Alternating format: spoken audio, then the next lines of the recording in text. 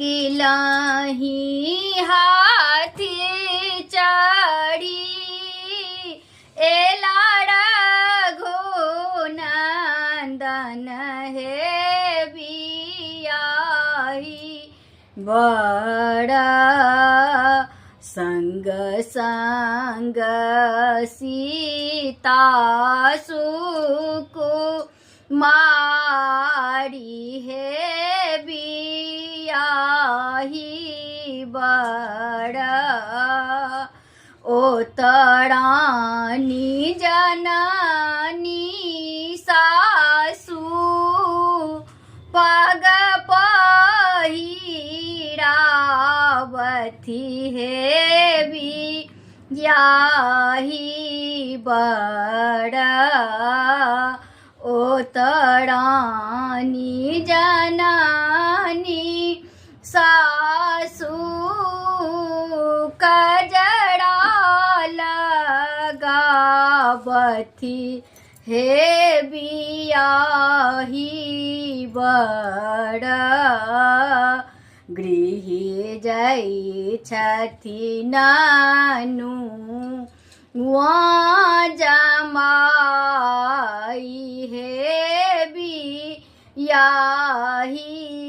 बड़ा ए तड़ानी कौशल्या अम्मा को बड़ंगई छथी हे बियाही बड़ा ए तड़ानी कौशल्या अम्मा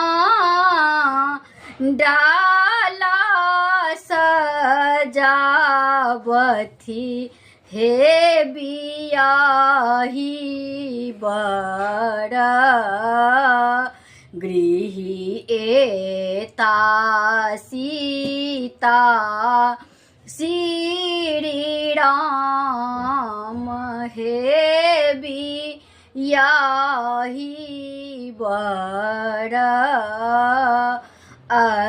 अगलाही हाथी